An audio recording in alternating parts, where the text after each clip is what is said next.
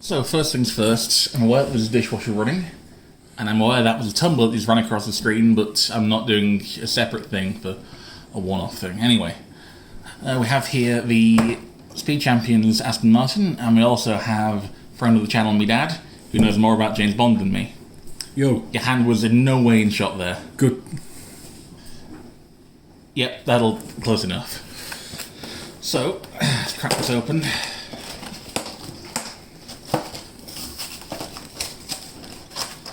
And ensure the box remains in good enough condition for possible eBay shipping further down the line. Because you never know.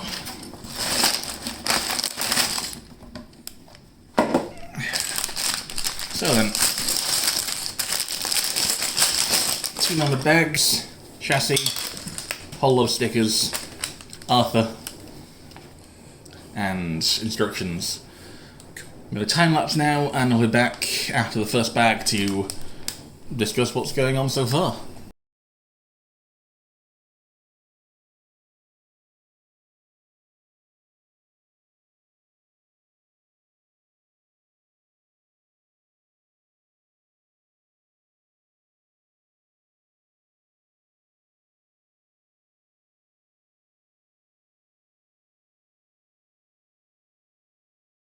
Okay, and we're at the halfway point of the build. We now have half a car. And yeah, there's a bunch of clever stuff going on basically. The entire bumper at the back is on sort of a half-stood offset, just so that you get like just enough of the chrome showing through. They use bolt studs on the underside to get the curvature without anything getting in the way. Like, the closest thing to an imperfection really is like the corner sticking out here at the back, but like that's barely an issue. That's it. Fail an MOT. Would it? Yeah. You got a spiky step. Yeah. And in fairness, it also has no wheels, so you know it wouldn't get to the MOT in the first place. Fair. Right, hypothetically speaking then, do you think it's possible to drive half a car? Yes, it is. Well, like, you know, regular car cut in half. Yes. I know someone who's done it. That solves the age-old question then. Yeah. You know, half a car is feasible. He was sat at the front with the engine. It was front-wheel drive, and he had a seat, and everything behind the seats was cut off, and he was driving it around. See, I never factored in front-wheel drive. I always assumed that if you cut it diagonally, you could end up with two wheels at the front, one at the back. It was cut off. Nah, but like, if you do it sort of diagonally, two wheels at the front, one at the back, complete engine at the front, then you have the rear view and the side mirror. And like, at least one working tail light. And it would fall over. That's just it though, would it? Most of the weight would be at the front with the engine and the driver. This one that my mate did was just dragged around. It was quite a lot of fun, apparently. Yeah, but hypothetically, right, if you did it diagonally, two wheels at the front, one at the back, would it be road legal? No. Why not? Because it hadn't been designed to be in that manner. Your track would make it unstable. You'd certainly not have acumen for steering. I never considered that. That does make sense, unfortunately. Half a car, drivable but not road legal. So, let's take a look at the minifig, seeing as he was in bag one. It's a good likeness for Daniel Craig. Yeah, printing's exactly what you'd expect from a James Bond minifig. The wrench is more a Speed Champions thing than anything else. You'd expect some kind of weapon, but then again, you know, no modern guns. Well, no modern firearms.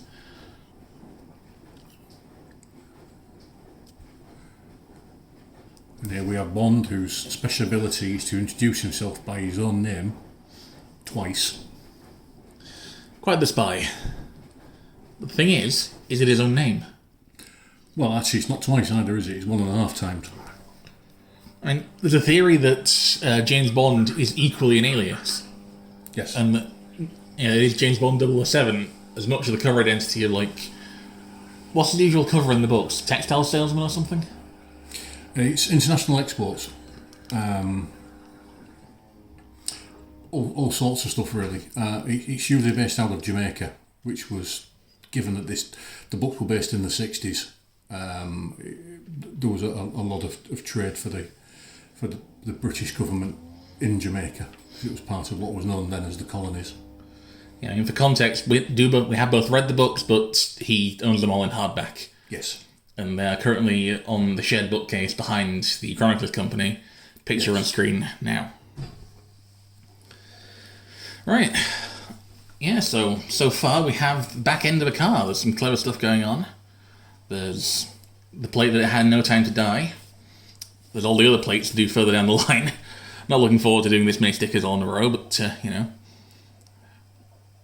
Yeah, this is every plate, though, that DB5 has had in the entire film series. Why is there 2 sets of the BMT ones? 216A, 214A. Oh, good lord. Yeah. Yeah, there's an issue of Designer that I saw that I'll probably link in the top corner that explains basically where all the plates are from, but... for now, you'll just have to wait and see. So, on to time-lapse again for bag number 2.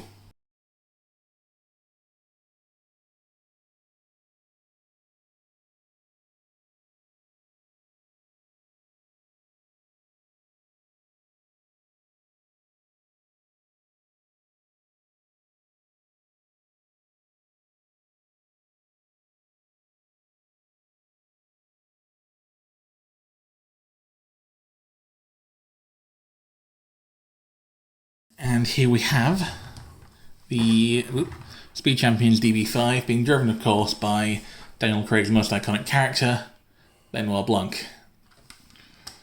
Yeah, I grabbed a second James Bond minifig off Bricklink a little while ago. So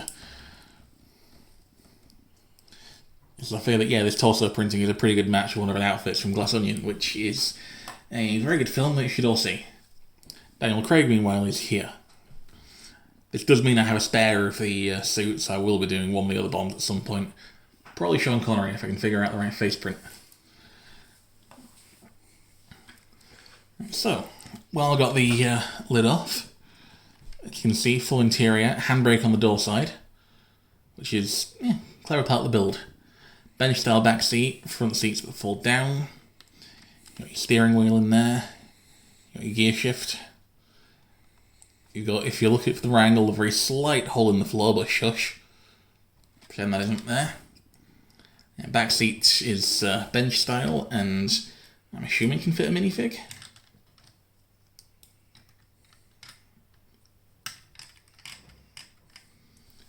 Right, let's see if... Okay, roof won't go on, but if I do that, then you can just about get someone in the back, if you want. It's good for transporting bodies. Yeah. What the back seat is ideal for, however, is these number plates. I say immediately dropping into the front. And 2 of this plate.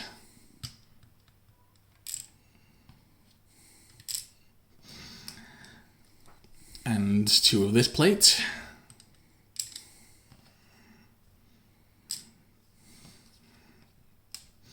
And finally 2 of this plate.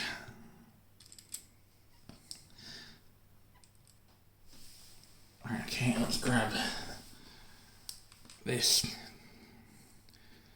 Let's stick the wrench in the passenger side.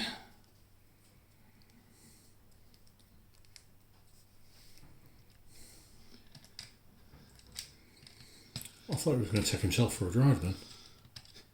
You still can. The advantage of having 2 Daniel Craigs is that you can have, the wrench is in the passenger seat, hang on. The advantage of having two separate and distinct Daniel Craigs is that you can indeed do stuff like that. Twins. Only their mother can tell them apart. Sorry, that's a different film entirely.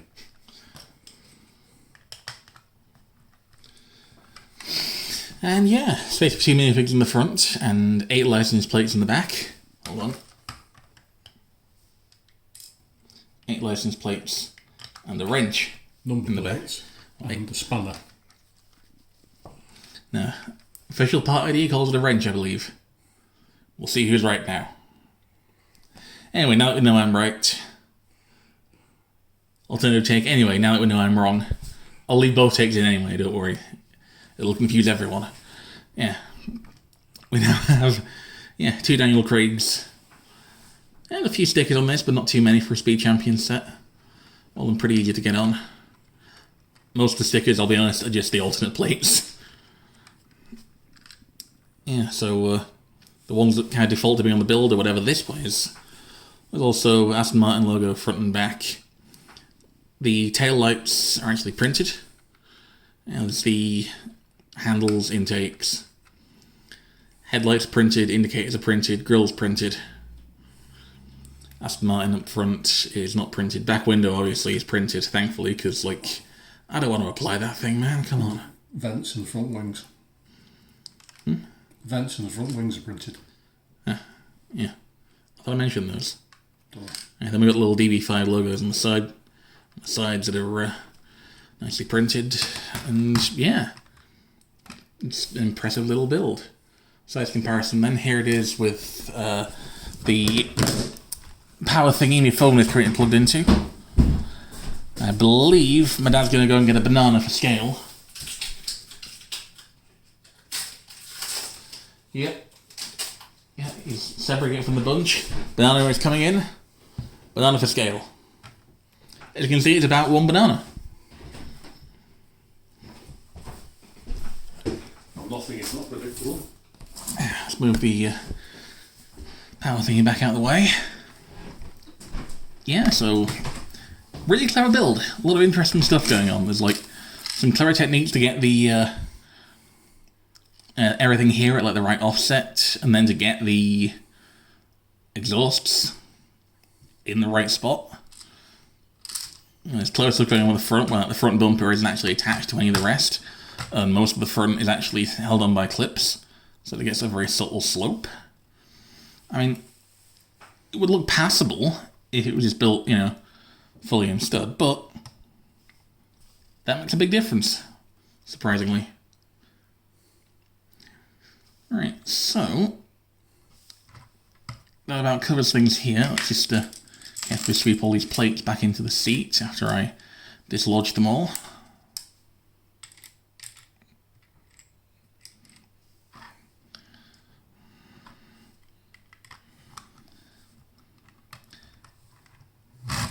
Actually, there's a point. Do I want to use the other tucks for another James Bond? Or do I want to get some hooks and make a Felix Leiter? Because I might. I just might. Anyway. This has been Speed Champions DB5. It's a good build. 20 quid is, I'd say, a fair enough price. There's a slight markup there for the, for the whole licensed whatever. But, there's 20 quid worth of build here. Definitely. Anyway, I'll see you all next time when I take a look at... I don't know, I'll figure something out.